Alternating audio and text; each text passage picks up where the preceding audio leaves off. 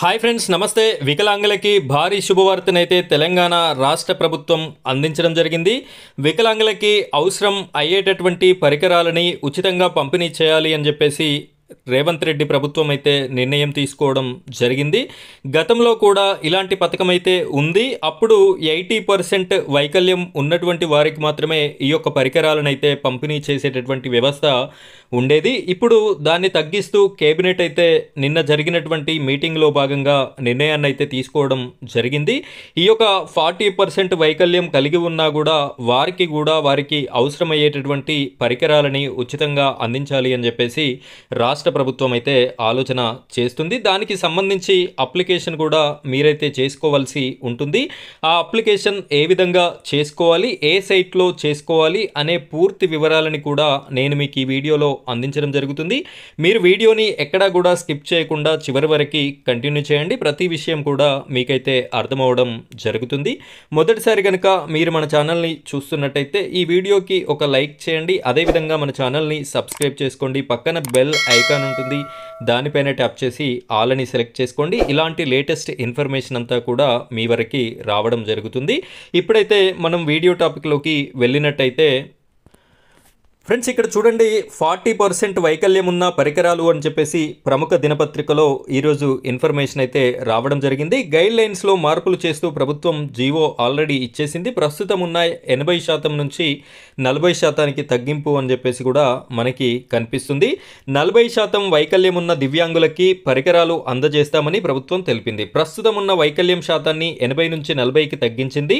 ఈ మేరకి దివ్యాంగుల పరికరాల పంపిణీకి సంబంధించి గైడ్ లైన్స్లో మార్పులు చేసింది. ఇదివరకు 80% అని చెప్పేసి ఉన్నటువంటి గైడ్ లైన్స్ని కూడా సవరించి ఈ కొత్త జీవోనైతే రిలీజ్ చేయడం జరిగింది అని చెప్పేసి మనకు క్లియర్గా అర్థమవుతుంది. దీనిపై మహిళా శిశు సంక్షేమ శాఖ సెక్రటరీ అనితా రామచంద్రన్ గురువారం జీవో నెంబర్ 18 జారీ చేశారు. దివ్యాంగులకి ప్రభుత్వం ఇవ్వనున్న పరికరాల్లో బ్యాటరీ బండ్లు, tricycles, wheelchairs, handy sticks, walking sticks, Braille books, hearing aids, teaching learning materials ఉన్నాయి. సో ఈ విధమైనటువంటి పరికరాలు అయితే మనకు ఇక్కడ ఉండడం జరిగింది. దీనికి సంబంధించి ఇంకా పూర్తి వివరాలను కూడా మనం చూద్దాం. రాష్ట్రంలో దివ్యాంగులు 9 లక్షల మంది ఉండగా వీరిలో 40% ఆపై వైకల్యం ఉన్నోళ్లే 85% ఉంటారని అధికారులు చెప్తున్నారు. ఇక్కడ 9 లక్షల మంది అయితే ఉన్నట్టుగా మనకు తెలుస్తుంది. అర్హతలని ఒకసారి గమనించినట్టయితే దివ్యాంగులకి పరికరాల పంపిణీకి సంబంధించి అర్హులను గుర్తించేందుకు ప్రభుత్వం కొన్ని నిబంధనలు విధించింది. వార్షిక ఆదాయం పట్టణ ప్రాంతాల్లో 2 లక్షల లోపు, గ్రామీణ ప్రాంతాల్లో అయితే 1,50,000 లోపు మాత్రమే ఉండాలి. మీకు ఇన్కమ్ సర్టిఫికెట్ అనేది ప్రతి ఒక్కరికి ఉంటుంది. లేని వాళ్ళు తీసుకుంటారు కాబట్టి అందులో మీ యొక్క ఆదాయం అనేది తెలిసేటటువంటి అవకాశం ఉంటుంది. పట్టణాలలో నివసించేటటువంటి వారికైతే 2 లక్షల లోపు ఉండాలి. గ్రామాలలో నివసించే వారికైతే 1,50,000 లోపు అయితే ఉండాల్సి ఉంటుంది.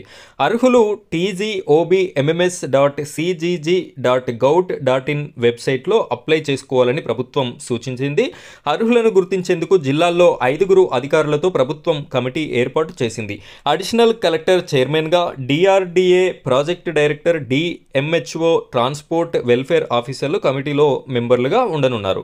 సో వీరిని గుర్తించడానికి, అర్హులను గుర్తించడానికి 5 మందితో ఈ యొక్క కమిటీని కూడా జిల్లా లెవెల్లో నిర్వహించడం అయితే జరుగుతుంది అని ప్రభుత్వం స్పష్టంగా చెప్తుంది. అయితే వీరు ఏదైతే సైట్లో అప్లై చేసుకోమని చెప్తున్నారో ఆ సైట్ని కూడా నేనైతే మీకు ఓపెన్ చేసి చూపిస్తాను. అక్కడ ప్రస్తుతము అప్లికేషన్ అనేది అవుతుందా లేదా అనే వివరాలు మీరు కూడా ఈ వీడియోలో చూడండి. ఫ్రెండ్స్, ఇక్కడ చూడండి, ప్రభుత్వం చెప్పినటువంటి సైట్ ఇదే. OBMMS సైట్లో మీరు అప్లికేషన్ అనేది చేసుకోవాలి అని చెప్పేసి అయితే తెలపడం జరిగింది. ఇక్కడ చూడండి, లెఫ్ట్ సైడ్లో మీకు సెకండ్ ఆప్షన్ అనేది ఇక్కడ న్యూ పాపప్ అయితే అవ్వడం జరుగుతుంది. AIDS and appliances register beneficiary disable welfare అని చెప్పేసి మనకి కనిపిస్తుంది. ఈ యొక్క ఆప్షన్ మీద అయితే మీరు క్లిక్ చేయవలసి ఉంటుంది. దీనిపైన క్లిక్ చేయండి. క్లిక్ చేయగానే మీకు మరొక పేజ్ అనేది ఈ విధంగా ఓపెన్ అవ్వడం జరుగుతుంది. ఇక్కడ మళ్ళీ రిజిస్ట్రేషన్కి క్లిక్ చేయండి అని చెప్పేసి మనకి కనిపించడం అయితే జరుగుతుంది.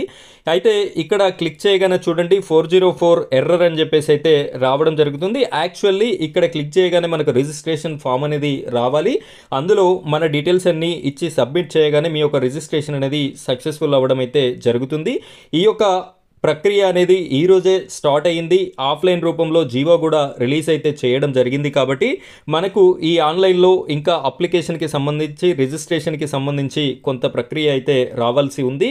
ఇక్కడ రిజిస్ట్రేషన్ ఫామ్ రావడంతోనే అప్లికేషన్ అనేది స్టార్ట్ కావడంతోనే నేను మీకు మరొక వీడియో రూపంలో ఇన్ఫర్మేషన్ అయితే ఇవ్వడం జరుగుతుంది. ఎవరైతే ఈ వీడియోని దివ్యాంగులు కానివ్వండి, వికలాంగులు కానివ్వండి మీరు చూస్తున్నారో, లేదు వారి ఫ్యామిలీకి సంబంధించిన వారు ఎవరైనా చూస్తున్నట్టయితే వారికి ఈ వీడియోని షేర్ చేయండి. ఈ వీడియోని తప్పనిసరిగా లైక్ చేయండి. అదేవిధంగా మన ఛానల్ని సబ్స్క్రైబ్ చేసుకొని పెట్టండి. నేను రిజిస్ట్రేషన్ స్టార్ట్ కాగానే మీకు మరొక వీడియో అనేది అందించడం జరుగుతుంది. ఆ వీడియో చూసి మీరు ఏ విధంగా అప్లై చేసుకోవాలో మీ మొబైల్ ఫోన్లోనే మీరు అప్లికేషన్ అనేది కూడా చేసుకునేటటువంటి అవకాశం అయితే మీకుంటుంది. ఫ్రెండ్స్, ఇది ఇవాల్టి వీడియో. ఇలాంటి మరిన్ని వీడియోస్ కోసం మన ఛానల్ని సపోర్ట్ చేయండి. Thank you friends, thank you very much.